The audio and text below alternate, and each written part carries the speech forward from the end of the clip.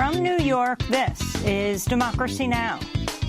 So the Syrian security system has a network of prisons that have sucked in an estimated hundreds of thousands of people during this conflict. There's 128,000 people who have entered the system and have never come out, and that's probably an undercount. Inside Syria's secret torture prisons, we look at a shocking New York Times expose on torture and execution inside Syria's prison system. And the detentions are continuing even as the fighting winds down. Then a California jury has ordered Monsanto to pay a record $2 billion to a couple who say they both got cancer after using Monsanto's Roundup weed killer. Monsanto keeps denying that it causes cancer. And these two fine people here are casualties of that deception. This is going to continue until Monsanto and now Bayer takes responsibility for its product. People are dying. People are getting sick. And they have no idea that it's being caused by Roundup. Then nearly every country in the world has agreed to curb plastic pollution, but the United States refuses to support the global agreement. Plastic is everywhere. And we need, for us to solve it, it cannot be the responsibility of only one country. It has to be all the countries of the world, all consumers, all organizations have to come together, including the private sector, the plastic producers, have to come together for us to find a solution. All that and more coming up. Welcome to Democracy Now!, democracynow.org, The War and Peace Report. I'm Amy Goodman. Alabama Governor Kay Ivey Wednesday signed the nation's most restrictive ban on abortion into law. The bill, which faces immediate court challenge, makes no exception for cases of rape or incest. It was approved Tuesday by Alabama's Senate with the support of 25 Republicans, all of them white men. Under the Alabama law, doctors could face up to 99 years in prison for performing abortions, decades longer than prison sentences typically given to rapists. Even far-right Christian evangelical leader Pat Robertson called the bill extreme, saying, quote, "It goes too far." Meanwhile, Missouri's Republican-led Senate passed a bill early today banning abortions at 8 weeks of pregnancy.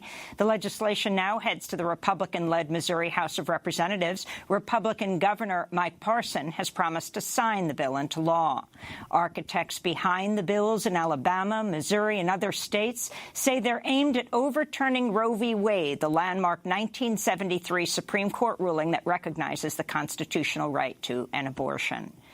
President Trump declared a national emergency Wednesday over what he called threats to American technology, barring U.S. telecoms from installing foreign-made equipment. The move appears to be aimed at punishing Huawei, the Chinese maker of telecommunications gear and consumer electronics. It's the latest escalation of the U.S. trade war with China after Trump followed through last week on the threat to hike tariffs on $200 billion of Chinese imports. Meanwhile, the White House has delayed plans to place tariffs of up to 25% on imported cars and auto parts. This comes as Canada's trade minister has left Washington, D.C. without an agreement on lifting U.S. tariffs on steel and aluminum. Treasury Secretary Steve Mnuchin has said the U.S. won't ratify a successor to NAFTA, the North American Free Trade Agreement, until Canada and Mexico reach an agreement to end tariffs. President Trump set to unveil a sweeping immigration plan today that would prioritize high-skilled workers and English speakers while further cutting the number of immigrants granted asylum or allowed to reunify with family members living in the U.S. The plan would cap immigration rates at their current levels, changing the percentage of those receiving green cards based on a so-called merit system from 12 to 57%. It could even require immigrants hoping to enter the U.S. to pass a civics test. Trump is set to announce the plan, which was crafted by his son-in-law, his senior advisor Jared Kushner, at a ceremony today at the White House Rose Garden. Meanwhile, Guatemala's U.S. consul says a 2.5-year-old migrant boy died in U.S. custody Wednesday, 3 days after he and his family were detained by Customs and Border Protection. He's believed to be the fourth migrant child to die in U.S. custody since December. The White House says it won't need a request by the House Judiciary Committee to turn over documents in a sweeping investigation into whether President Trump obstructed justice. In a letter to House Judiciary Chair Gerald Nadler, White House counsel Pat Cipollone accused Democrats of attempting a do-over of special counsel Robert Mueller's investigation of Trump. Congressmember Nadler accused Cipollone of, quote, claiming that the president is a king. He said he was considering holding Trump administration officials who refused to testify in contempt and may levy very large fines against anyone defying a congressional subpoena. In Paris, the leaders of France and New Zealand Wednesday unveiled an agreement to combat online extremism. The so-called Christchurch Call is named after the New Zealand city where in March a white supremacist gunman killed 51 worshippers at 2 mosques and live-streamed the massacre on Facebook. This is New Zealand Prime Minister Jacinda Ardern. The social media dimension to the attack was unprecedented. And our response today with the adoption of the Christchurch Call is equally unprecedented as well. Never before have countries and tech companies come together in the wake of an horrific attack to commit to an action plan that will deliver collaboratively work and new technology built to make our communities ultimately safer. So far, the Christchurch Call has the support of 16 countries, the European Commission, and 8 tech giants. But the Trump administration said Wednesday it, quote, is not currently in a position to join the endorsement. The White House cited concerns the agreement could violate First Amendment. In a New York Times opinion piece last weekend, Prime Minister Ardern wrote she supports free speech rights, but that, quote, that right does not include the freedom to broadcast mass murder. In Yemen, at least 6 civilians were killed and dozens more wounded today as U.S.-backed Saudi-led coalition warplanes bombed residential areas of Yemen's capital, Sana'a. The violence came as Houthi rebels and Saudi-backed forces clashed in the port city of Hodeidah, threatening to unravel a ceasefire and a planned pullout from the city by Houthi forces. In Sudan's capital, Khartoum, government troops opened fire on pro-democracy protesters Wednesday with live ammunition, wounding at least 14 people.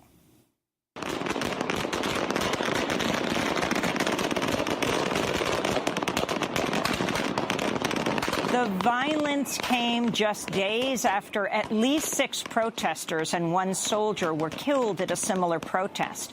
After the latest shootings, the head of Sudan's ruling military council said he'd suspended talks with pro-democracy demonstrators for 3 days, accusing them of failing to de-escalate tensions. Demonstrators have been demanding a transfer from military to civilian rule following last month's military coup that ousted longtime leader Omar al-Bashir.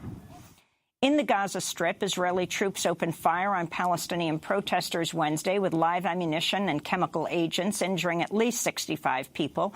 The protesters were marking the 71st anniversary of the Nakba, or catastrophe, when hundreds of thousands of Palestinians were forcibly expelled from their homes after the State of Israel was formed. 1 protester was left in serious condition yesterday and 16 injured by gunfire. Others were treated for gas inhalation from tear gas and skunk spray, a chemical concoction that smells like corpses and feces.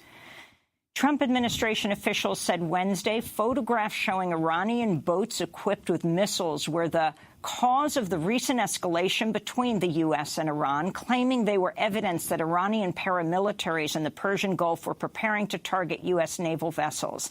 The New York Times cited 3 unnamed officials who made the claim, which widely contradicts other officials, including Europeans, Iraqis, members of both parties in Congress, and some Trump administration officials who reportedly said the missiles are likely defensive weapons. This comes just 2 days after the top British general in the U.S.-led coalition against ISIS said there is no increased threat from Iranian-backed forces in Iraq.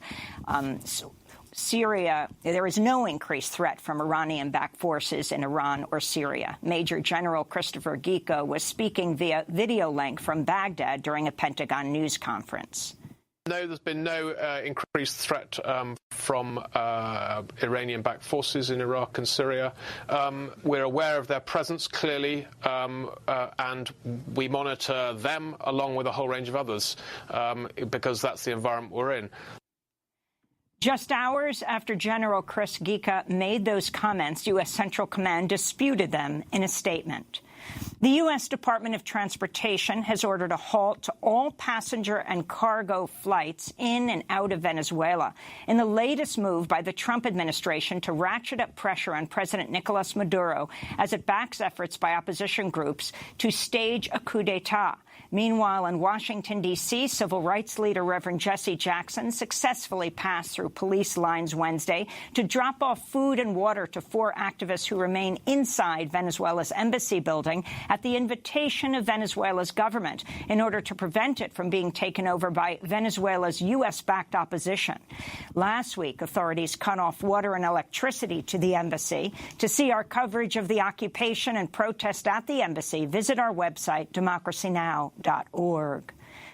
In climate news, temperatures near the entrance to the Arctic Ocean in northwest Russia reached a record-shattering 84 degrees Fahrenheit over the weekend, in an area where high temperatures are normally 30 degrees cooler this time of year.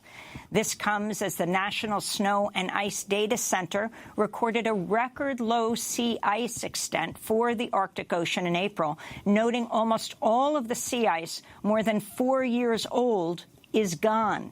Over the weekend, meteorologists measured carbon dioxide levels in the atmosphere at over 415 parts per million, the highest level in human history, and a concentration that's not been seen on Earth in over 3 million years. California fire investigators said Wednesday the Pacific Gas and Electric Company, PG&E, was to blame for last year's Camp Fire, the deadliest and most destructive wildfire in California's history, which left 85 people dead and scorched more than 150,000 acres. Investigators concluded the fire began after PG&E electrical transmission lines ignited dry vegetation in at least 2 spots. In a statement, PG&E said it accepted the determination. California has seen increasingly deadly blazes in recent years as climate change drives higher temperatures, extreme droughts, and severe weather that make wildfires far more destructive. In New York City, the American Museum of Natural History and the Metropolitan Museum of Art both said Wednesday they'll stop accepting donations from the Sacklers, the billionaire family that owns Purdue Pharma, maker of OxyContin, the highly addictive drug at the center of the opioid epidemic. Other cultural institutions, including the Guggenheim and London's Tate Modern Museum, have also severed ties with the Sacklers. President Trump has pardoned former Canadian press baron Conrad Black, a longtime political ally and former business partner who in 2007 was found guilty of fraud and obstruction of justice. Black, who Donald Trump has described as a friend, wrote a glowing book about the president last year titled Donald J. Trump, A President Like No Other. Black was convicted for fleecing millions of dollars from shareholders of his company Hollinger International. His media empire included the Daily Telegraph in London, the Chicago Sun-Times, the Jerusalem Post, National Post in Canada, and 400 other newspapers. And New York City Mayor Bill de Blasio is running for president, joining a crowded field of 24 contenders for the Democratic nomination. De Blasio kicked off his campaign today with a video highlighting his experience as mayor of New York, promising to fight for working families, combat climate change, and take on Donald Trump. I will take on the wealthy. I will take on the big corporations.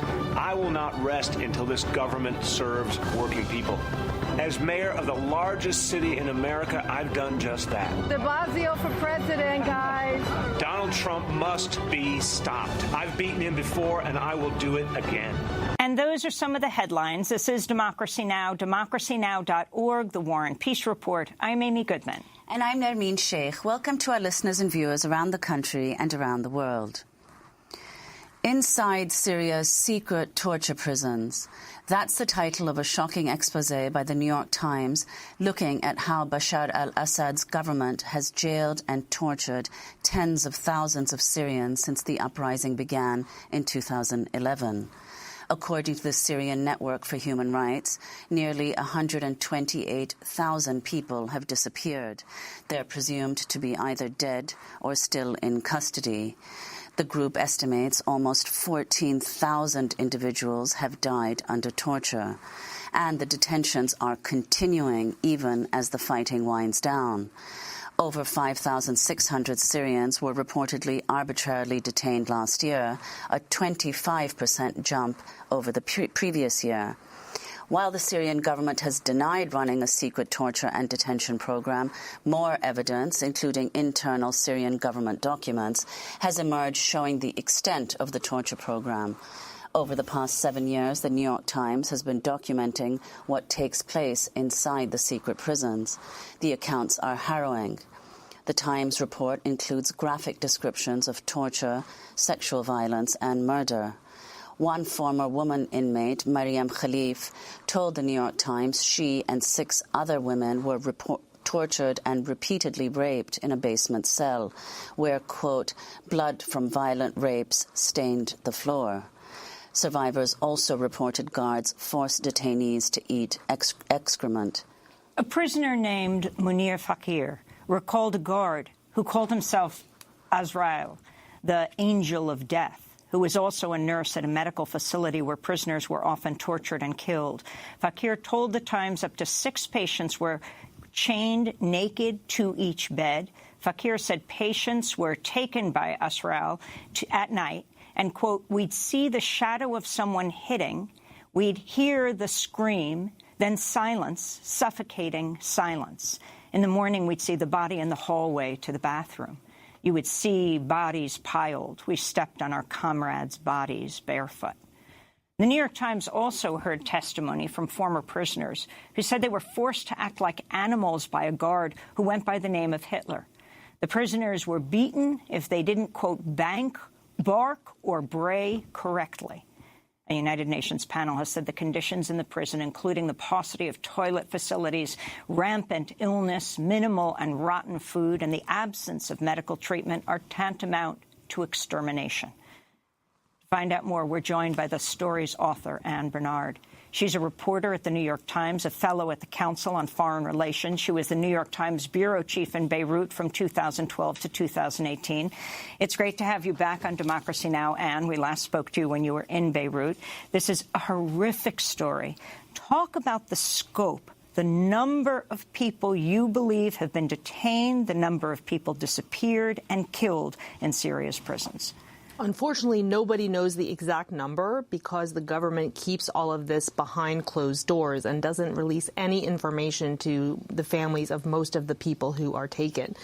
But according to the Syrian Network of Human Rights, they have counted, not estimated, but counted 128,000 people who have been reported by their families or by witnesses to be taken by the security forces and not emerged from the prisons. That 81,000 of those people, their families have not had any word from them whatsoever. So this is a sprawling system. Human rights groups estimate that the total number of Syrians who have passed through it could be in the hundreds of thousands.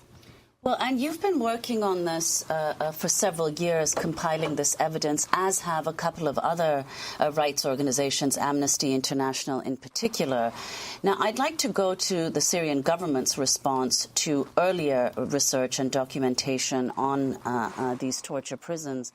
In an extended interview with Yahoo News in 2017, Syrian President Bashar al-Assad claimed that Syrian refugees were, quote, definitely aligned with terrorists. And when he was shown photographs exposing the torture of political prisoners by his government, he dismissed the allegations as, quote, fake news. If you take these photos to any court in your country, could they convict any criminal regarding this? Couldn't they tell you what this crime, who committed? If you don't have this full picture, you cannot make judgment. It's just propaganda. It's just fake news. They want to demonize the Syrian government. In every war, you can have any individual crime. It happened all over the world, anywhere, but it's not a policy. So that was President Assad in 2017 responding to earlier reports. And in fact, he was shown photographs of these prisoners, and then he denied the veracity of the photographs. So what do you think, how has the Syrian government responded at all to your much more extensive report and the fact that you make the case that his success in this war has been contingent on these prisons? Well, they haven't responded at all, which is pretty typical. They're not very responsive to direct queries from the press. Look, I think that their MO has always been to just deny anything, no matter how much evidence there is. And he said to my face in 2016, when I met him in Damascus, that, we have a normal justice system operating here. Any family who's missing their relatives should just go and ask. But of course, families that I know personally, thousands of families have been going for years to ask after their families, and sometimes family members are arrested for asking. Where do they ask? Who do they go to? They make the rounds of dozens of different security offices. There's 4 different intelligence branches, and each one operates dozens of torture and detention facilities. The New York Times expose begins with the story of Mohammed Ghabash. His testimony, echoed by many other survivors, revealed that by 2012, quote, there was an industrial-scale transportation system among prisons.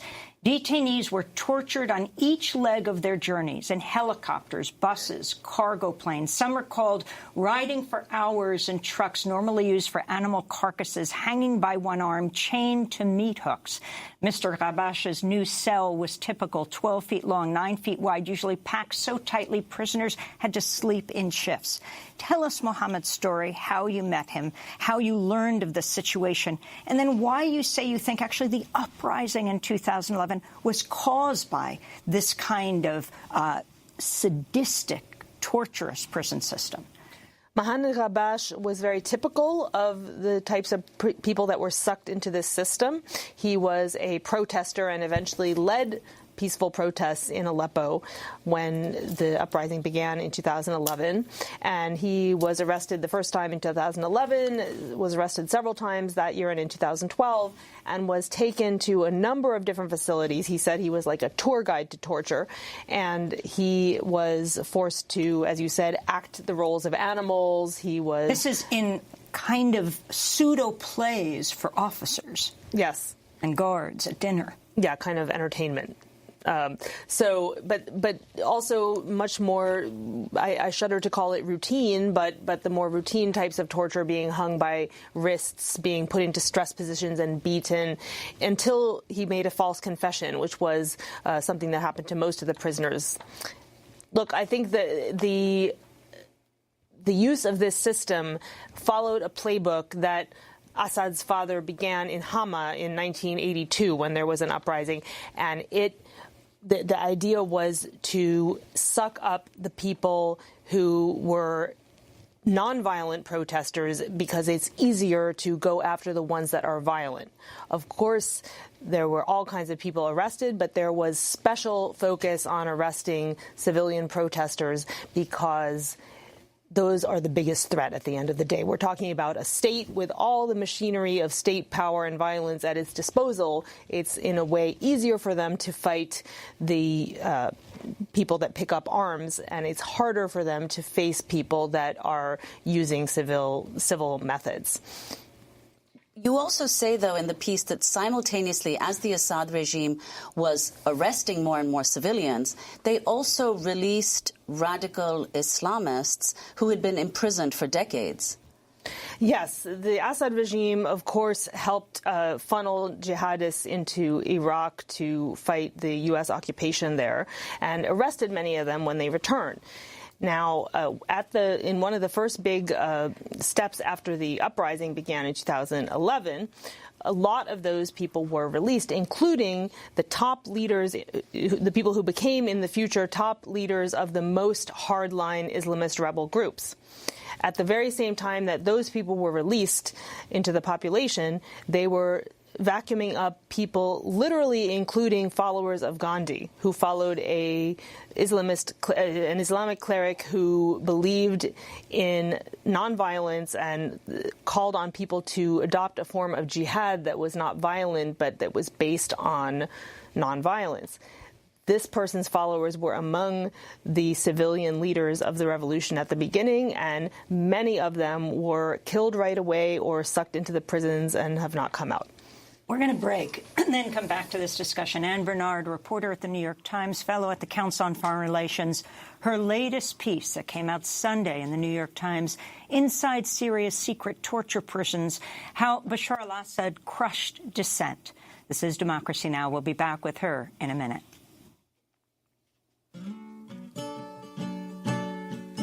Monsanto, ruler of the earth, the air and water too. Have you ever figured what you're gonna do when you find you've poisoned even you? Monsanto, have you no children to live beyond your time and live to feel the shame of your every crime? The GMO potato that McDonald's buys, and now it ain't even safe to eat a mess of fries. Bad Monsanto by the American folk singer Michael Hurley. A California jury has ordered Monsanto to pay a record $2 billion to a couple who say they got cancer after using Monsanto's Roundup weed killer. That's next. But we're continuing right now with Anne Bernard. She's a reporter at the New York Times, fellow at the Council on Foreign Relations. Her latest piece, Inside Syria's Secret Torture Prisons, How Bashar al-Assad Crushed Dissent. I'm Amy Goodman with Nermeen Sheikh. And tell us the story of Mariam Khalef and what has happened to her. Mariam is a woman from Hama who her crime was helping injured protesters, which was considered terrorism by the government if it was considered a form of terrorism. So she was arrested in 2012 and taken to one of the facilities in Hama, and she was raped, she said, every night by the chief of investigations of the prison, Colonel Suleiman, she knew him by name, and documents that we've seen show that the head of investigations in that facility was in fact a Colonel Suleiman Juma. And she was held in the prison with a number of other women in a basement cell where the 6 women barely fit. They were taken to the colonel's office, and he used to even bring his friends to join him in raping them. Well, I want to ask about another question that your piece raises. I mean, something that everyone has seen. The torture prisons are, of course, scarcely known about and scarcely covered in the media. But, of course, is the Syrian, the refugee crisis, the millions and millions, up to 6 million refugees who are now living outside their country. President Trump welcomed Hungarian Prime Minister Viktor Orban to the White House on Monday. The far-right nationalist leader is known for his hardline anti-immigration policies and rolling back democratic institutions and checks on his power. This is Orban and then Trump speaking from the Oval Office. We have some similar approaches, and I would like to express that we are proud to stand together with the United States on fighting against illegal migration, on terrorism, and to protect and help the Christian communities all around the world. I know he's a tough man, but he's a respected man, and he's done the right thing, according to many people, on immigration. And you look at some of the problems that they have in Europe that are tremendous because they've done it a different way than the Prime Minister. So Orban has closed down Hungary's southern border, building a razor wire fence to keep out refugees, many of them from Syria, and has also deported refugees already in the country. Now, the Assad regime has conflated the refugees with terrorists, and in your piece, Anne, you say that many millions of Syrian refugees are now unlikely to return even once the war is over, if these torture prisons remain in operation. And also the fact that Trump corroborated or said that what Orban has done is right, and the fact that the U.S. in 2018 admitted only 62 Syrian refugees. Right. I think that at the beginning of the Syrian conflict, Syrians would say, if this kind of rights violations are allowed to go with impunity in Syria, it will affect freedoms in the West. And that seemed at the time kind of histrionic. But in fact, what's happened is that refugees have flowed out of the country. The refugee crisis proved to be fuel for the rise of the right wing and the divisions within Europe, and the rise of leaders like Orban, who is eroding civil liberties and certainly fighting immigration. And Trump is, enjoying the same rhetoric and as you saw, agreeing.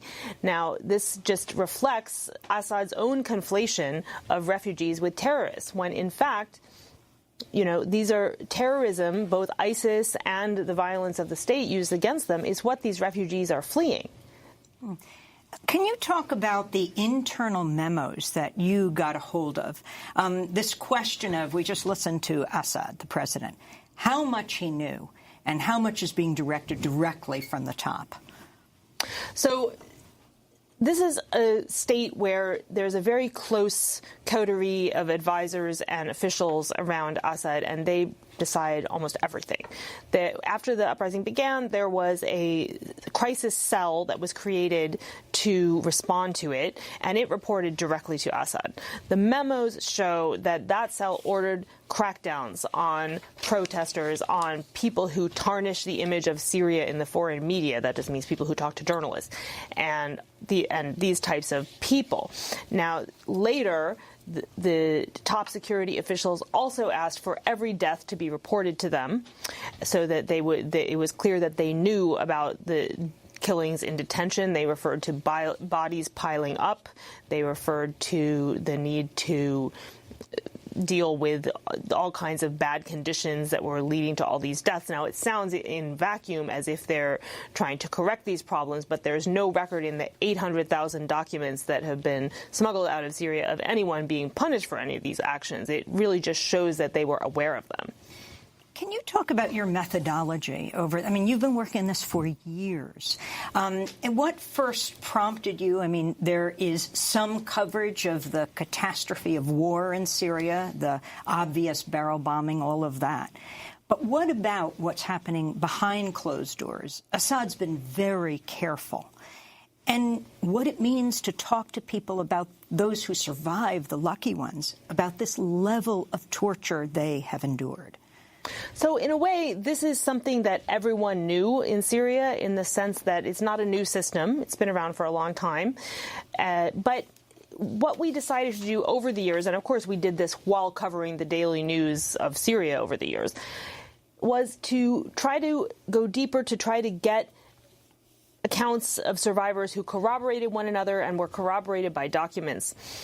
It took a very long time to get enough people who had their families safely out of Syria and felt safe to talk and to get documents, and to basically, over the years, many human rights organizations and journalists and lawyers worked on this issue. So we're talking about evidence that has accreted over the years and adds up to this big picture. Now, one of the toughest parts is speaking to the survivors about what they've been through, and we spoke to dozens of them, me and my wonderful team of Syrian and Lebanese colleagues. Now, you need to be sensitive when you're dealing with victims of trauma, and without sacrificing journalistic rigor, without sacrificing verification. But this was a long process. This had a huge emotional impact on us, as well as, of course, on the survivors who had to retell their stories. So, it took time, it took energy, and it does sort of make you ask yourselves a lot of questions about humanity and how this kind of thing can continue to happen in the 21st century. How did you know what survivors to speak to? At some point you tell a story of someone who sneaked out the names of some of the detainees.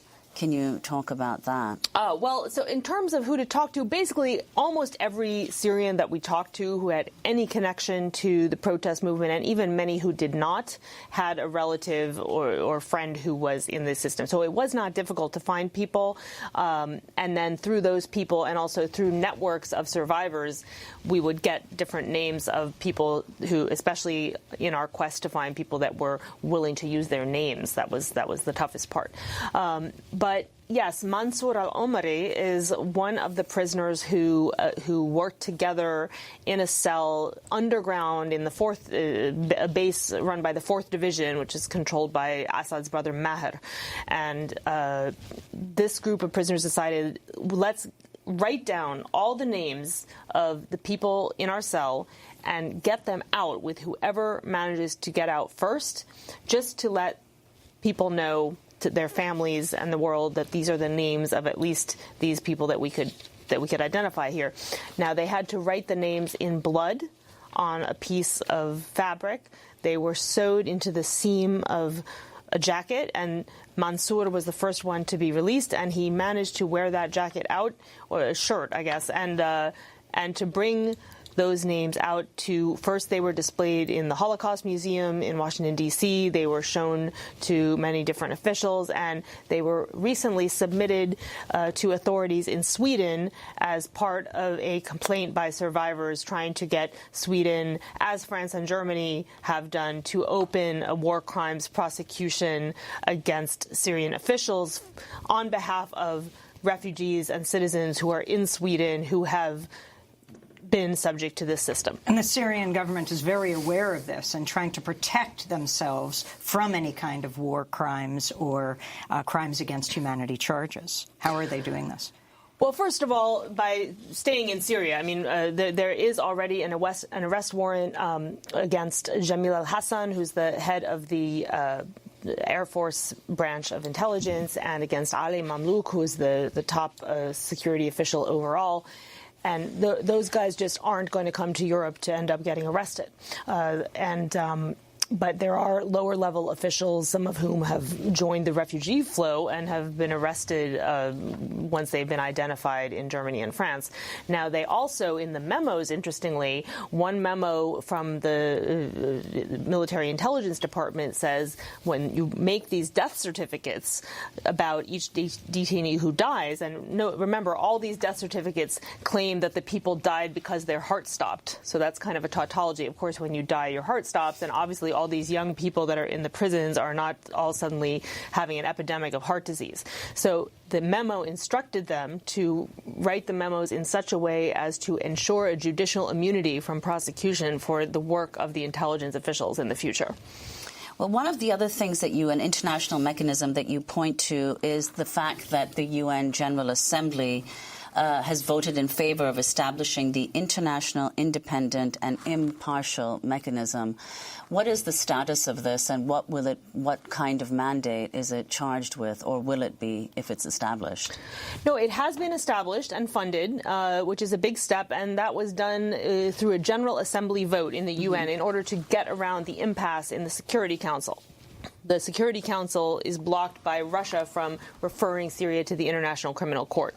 But the IIIM that you mentioned is a new body which is going to be kind of a clearinghouse for all the documents and, court-ready evidence that's being collected by different groups, Syrian and European groups, to try to build war crimes cases. Now, it has a mandate to build those cases for use in any future prosecutions in international or national courts, but it does not have the ability to arrest or charge anyone. It's a sort of like a prosecutor waiting for a court, I guess you could say. Well, we want to thank you so much for joining us today, for explaining your piece and for the piece itself, your years of work. Anne Barnard is a reporter at the New York Times, fellow at the Council on Foreign Relations. We will link to her piece in the Times, Inside Syria's Secret Torture Prisons, How Bashar al-Assad Crushed Dissent. She was the New York Times bureau chief in Beirut from 2012 to 2018. Coming up, a California jury has awarded Monsanto a record $2 billion. And then we'll talk about the U.S. refusing to sign on to a global treaty around plastics. Stay with us.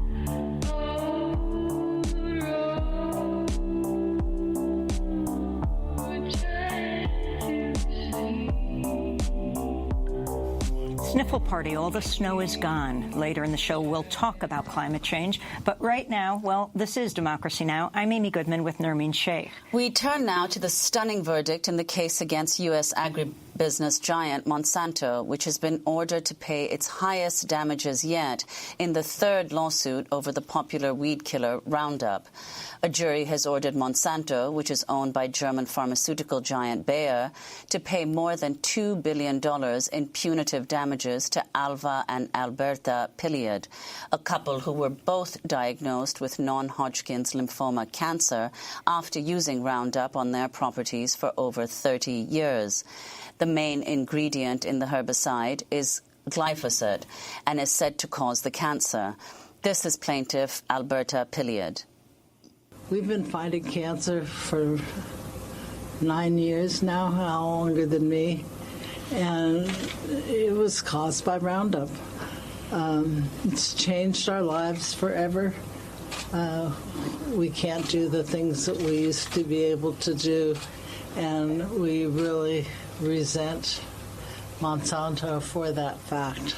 We wish that Monsanto had warned us ahead of time about the dangers of using Monsanto, and that there was something on the front of their label that said danger may cause cancer. At that point, we could have used Roundup, but we wouldn't have used it. But I'm sure a lot of other people would choose to, and they weren't giving us any choice because from their ads, we felt that it was incredibly safe to use. Attorneys for the plaintiffs estimate there are tens of thousands of similar cases against Roundup pending in courts around the country. Last year, a jury in California ordered Monsanto to pay $289 million in damages to a school groundskeeper who developed cancer after regularly using the weed killer Roundup. The 46-year-old man, Dwayne Johnson, also has non-Hodgkin's lymphoma. Doctors say he's unlikely to live past 2020. Earlier this month, the EPA said glyphosate is not carcinogenic. However, other scientific studies and the World Health Organization have found human exposure can in fact lead to cancer. Well, for more, we're joined by attorney Brent Wisner, co-lead trial counsel for Alva and Alberta Piliad. Welcome back to Democracy Now! Can you start off by responding to this record verdict, Brent, $2 billion, and what this says about Monsanto? Well, we've been litigating this case for over 3 years now, and this obviously is the third trial that has gone to a jury. And we presented all the evidence, and we've been growing. We have a growing mountain of evidence that we've been accumulating as part of this litigation. And I think we finally had a chance to show it all and show the jury that Monsanto was engaged in essentially corporate malfeasance for the last 45 years. And in so doing, I think the jury's punitive damage award speaks volumes about what the evidence shows. I mean, a lot of people talk about how Monsanto, the EPA says it's safe or whatnot, but the simple fact is when you look at the evidence, it's overwhelming, and juries are resoundingly saying, stop it. Well, I'd like to go to a statement from Bayer. Bayer, quote, Bayer is disappointed with the jury's decision and will appeal the verdict in this case, which conflicts directly with the U.S. Environmental Protection Agency's interim registration review decision released just last month. The consensus among leading health regulators worldwide that glyphosate-based products can be used safely and that glyphosate is not carcinogenic, and the 40 years of extensive scientific research on which their favorable conclusions are based. Brent Wisner, your response to what Bayer has said? Well, it's the same response it's the same thing they said to the jury. It's the same thing they've been saying for the last 3 years. And it's just simply nonsense. The simple fact is that the EPA has got it wrong on glyphosate. We have study after study after study showing that it, in fact, does cause a specific type of cancer called lymphoma. And we see it happening in thousands and thousands of people across the country. Currently, this administration and this EPA will not take action against Monsanto. We've seen the internal documents, the text messages, the emails between senior EPA officials and Monsanto employees. And the simple fact is they know that this EPA will not take adverse action against them. It is a travesty that this truth about it causing cancer and this awareness that we're trying to raise has to be done in the context of litigation. We only exist, these lawsuits only exist because the EPA has failed the American public for 45 years, and Monsanto is allowed to get away with reckless conduct with essentially impunity. During the trial, numerous internal Monsanto documents and emails came to light, including the July 2018 email from an analyst from the corporate intelligence firm Hackloot. The email read, quote, "A domestic policy advisor at the White House said, for instance, we have Monsanto's back on pesticides regulation. We're prepared to go toe-to-toe on any disputes they may have with, for example, the EU. Monsanto need not fear any additional regulation from this administration." After this email became public, the Center for Biological Diversity asked the Trump administration for public records to assess the pesticide industry's influence on the EPA's proposal to reapprove glyphosate. Can you talk more about this, Brent Wisner? Well, it's really interesting. In the middle of trial, after we had rested our case in chief, but before closing arguments, out of nowhere, the EPA issues an interim analysis. It was written by an individual, Billy Mitchell, who doesn't have any higher or specialized education or training. And if you read the document, it literally reads like the opening statement for Monsanto during our trial. Monsanto wants a report, EPA brings it. And that just shows you just that the level of capture of this agency that essentially does not work for the American public but works for industry. These documents from these corporate intelligence agencies, they just show us just how deep it runs. And it's not just, a political thing, but it's actually in the staffers themselves. The fact that the White House is telling Monsanto, we have your back, I mean, it just tells us that we're going to have to keep fighting this fight and that we are not going to get any support or help from the public agencies that, ironically, are supposed to be protecting the public health. Very quickly, Dwayne Lee Johnson, you also represented him, the school's groundskeeper, who won $289 million in damages. The Pleiades won $2 billion. But actually, what happens in these settlements? How do you arrive at these numbers, and do they actually get this? And what does it do to Monsanto? Well, whether or not Mr. Johnson will see the entire award, it's an issue that's currently being fought in courts and it's on appeal. The Pleiades, obviously, award was substantially bigger, and that's a product of the fact that Mr. Johnson's case was actually rushed to trial because of his failing health, whereas the Pleiade case, we had time to develop the full body of evidence. So that's one of the reasons why the number is so big. But I think when you look at the overall situation, what these numbers say is a clear signal to Monsanto and now Bayer that they need to do something. And the simple fact is currently the leadership at Bayer is refusing to take responsibility for this health crisis that Monsanto created, and they're refusing to do right by these people. And we are going to continue to file these lawsuits, take them to trial, and get bigger and bigger verdicts until they finally do right by these people. We're talking thousands of lawsuits? Well over 13,000, and those are filed lawsuits. That's not counting the probably 20 or 30,000 other lawsuits that are yet to be filed. I mean, this is a health crisis that we have, and Bayer needs to sit down with these lawyers and sit down with these victims and find a way through this. But right now, they're choosing to fight, and if they want to fight, we'll see them in court. And what happens to Roundup? We have 20 seconds. Hopefully we get a warning. We want people to know and have a choice when they use the product. Hey, does it cause cancer? They have a right to know. Should it be removed from the market? That's a difficult question. People still smoke cigarettes. We know they cause cancer.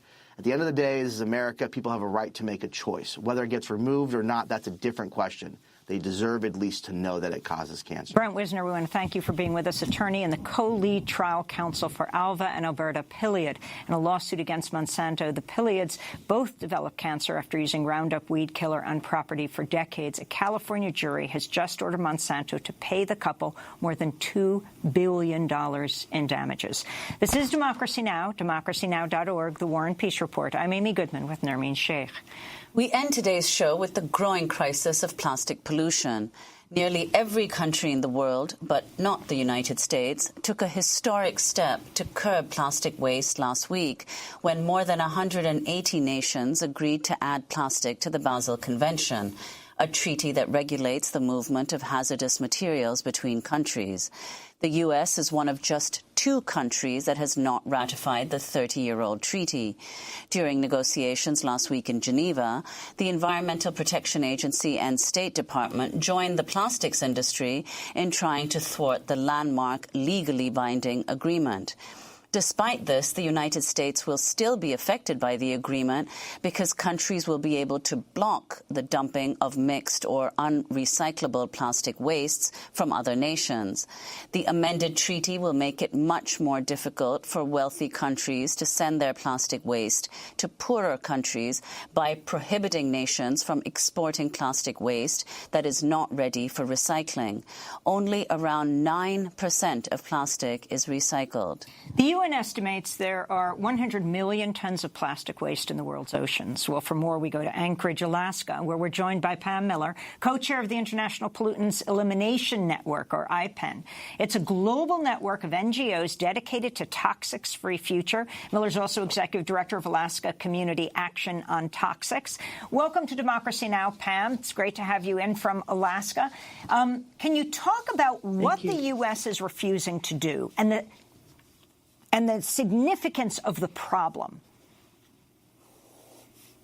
Yes, it was appalling, really, to see the U.S. government behave in the way that they did at the Basel Convention last week, especially knowing that they're not a party to the convention, and yet they tried to thwart efforts to establish plastics waste under the Basel Convention because they have a vested interest. The U.S. is the world's largest exporter of plastics, mostly to developing nations, and this has created a global crisis of waste in countries in South and Central Asia, as well as South America and Africa.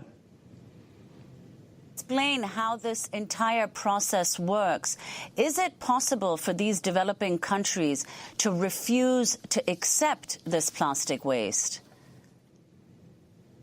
Under the new amendment to the Basel Convention, which had been proposed by Norway in 2018, yes, developing countries will now have the right to refuse imports from developed countries such as the U.S., so that they will have the right to refuse dirty plastics, mixed waste that have created such a huge problem in so many countries, particularly in Asia, where we see that, as you mentioned, most of these plastics cannot truly be recycled, so they're essentially dumped on the land adjacent to communities where these plastics are burned, creating a huge health hazard to many communities in these developing nations.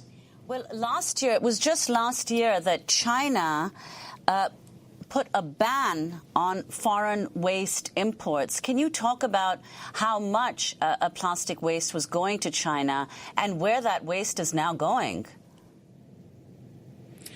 Yes. So China did make this landmark decision, which was really important for their country to have the right to refuse this dirty plastic waste that's highly toxic. These plastics are not only a physical hazard in the environment, but they're also a human health hazard because they contain many toxic additives such as phthalates and bisphenols and persistent pollutants that are endocrine disrupting and cancer-causing chemicals. So a country such as China made the decision, because this was such a huge problem in their country, to have the right to refuse it. Unfortunately, then, the U.S. began shipping it to other countries in Asia, such as Indonesia, as well as India, Malaysia, and others.